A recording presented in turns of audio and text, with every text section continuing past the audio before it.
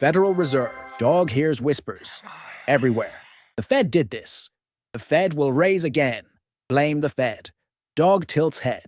Wonders if Fed is short for feeding station. Maybe a secret cafe where only elite dogs go. High ceilings. Soft jazz. A menu of gold-plated bones. Dog imagines a poodle in sunglasses, sipping bone broth, and adjusting apple prices with a remote control. Yes, raise the price. I like watching retrievers suffer. Dog wants in. Tries to enter this exclusive cafe. Wears tie. Brings coupon. Bouncer says, "This cafe not for average pups. Central Bark, access only." Dog leaves confused. Also still broke. On way home, dog stops at local apple stand. Last week, chew toy cost 2 leaves. Today, 6. What happened? Dog asks. Vendor shrugs. The Fed barked again.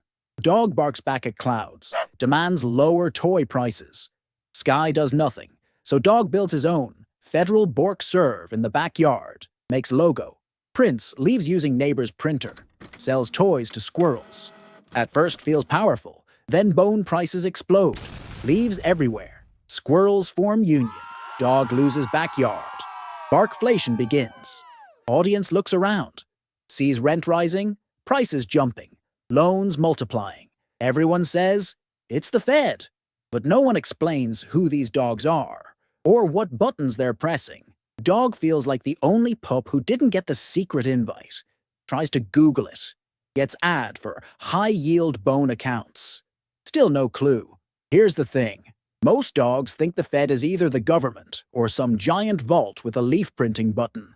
Reality? It's more like a weird park referee. Doesn't play the game, just blows whistle.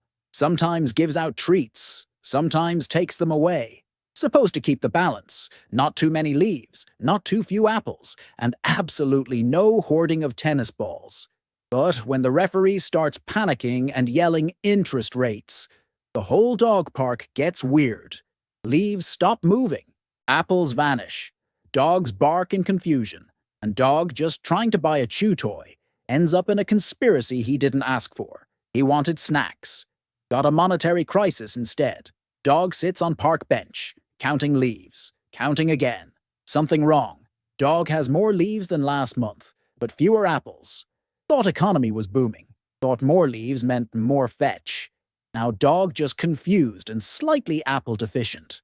Turns out, behind the scenes of Dogland's economy, there's a big dog DJ spinning invisible turntables. Name? The Federal Reserve. Not a regular DJ. Doesn't play music. Plays with interest rates and the emotional stability of every golden retriever with a student loan. Dog finds out the Fed isn't there to give out treats.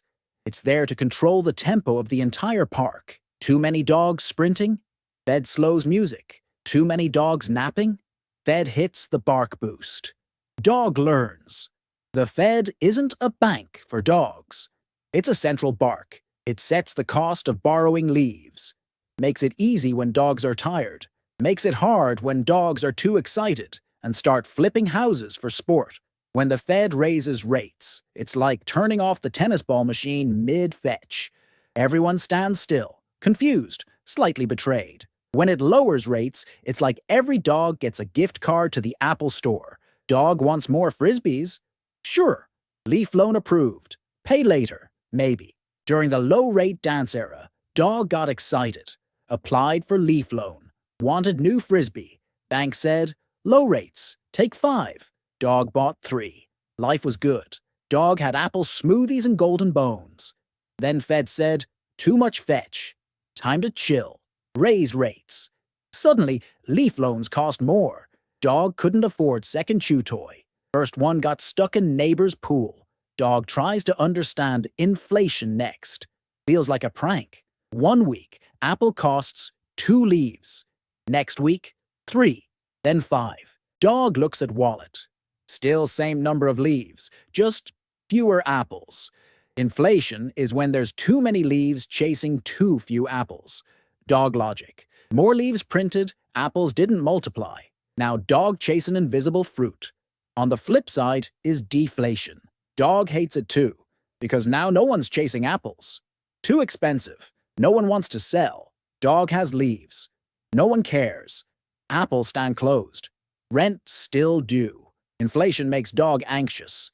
Deflation makes dog irrelevant. But wait, there's more confusion. The Fed doesn't just adjust rates. Sometimes when park vibes are bad, it does something called quantitative easing. Sounds fancy, is not. Dog translates. Fed buys stuff, throws more leaves into bank bushes. Banks say, thanks. Build new bone-shaped fountains, but don't always share leaves with dogs. Dog sees Bank Chihuahua rolling in leaves. Builds tennis ball palace. Starts charging entry fee to hydrant. And now, for the worst part, how the Fed affects dogs' actual life. Not theoretical, not metaphorical. Real leaf burning, wallet crying, bone-shrinking impact. Fed raises rates. Dog's credit card barks louder. Student loan snarls. That cheap car loan from last year now costs an extra apple per month. Fed lowers rates. Suddenly dog can maybe buy a house. But also, oops, all the rich dogs bought 10 first. Now rent doubled. Again, dog didn't ask for this. Dog just wanted stable apple prices and maybe a discount on squeaky toys. Instead, got a complex ecosystem where every bark echoes from the Fed to the food bowl. But dog keeps learning, because apparently understanding the leaf lever is the only way to not get crushed under the apple basket. Dog wakes up with purpose. Today, dog has a mission. Tired of confusion, tired of apple inflation, tired of hearing the word rates without knowing if it means bones go up or leaves go down. Dog decides, enough is enough. Dog will become chair of the Federal Borkserve, puts on tie, wears glasses, steals clipboard, declares self Chair Dog Jerome Barkwell, makes dramatic entrance. Neighbor cats unimpressed. Dog drags out giant red squeaky lever labeled monetary policy. Says, this control everything now. First move, lower rates. Why? Because fetch is fun. Every pup gets leaf credit. No approval needed. Dog prints new leaves. This time shaped like apples to be extra motivational. Throws them in the air. All the pups cheer. Start shopping. Apple sales skyrocket. Dog feels powerful, maybe too powerful.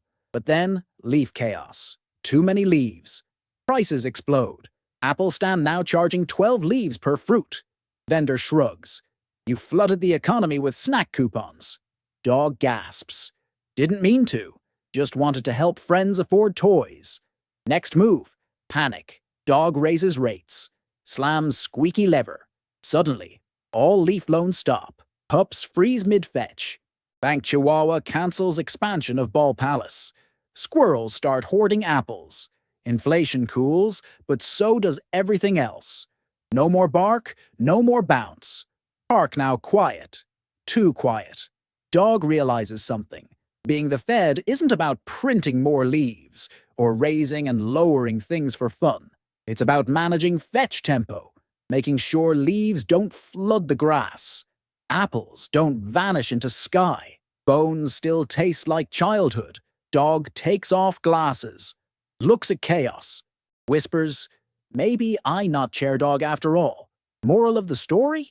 It's not about how many leaves dog has.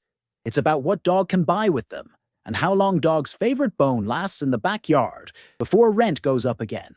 The Fed can't make you rich, but it can make your toys harder to afford, your rent more confusing, and your student loan louder. Final scene. Dog sits perfectly still, obedient, hopeful. Owner says, tight monetary policy. Dog doesn't move. Hopes for treat. Doesn't get one. Just cold air and rising interest rates. Dog sighs. But I sat so well. Narrator voice returns. Dry, calm, slightly judgmental. In the dog economy, sometimes sitting well isn't enough. And that is the Fed. Kind of. Maybe. Depends on the rates.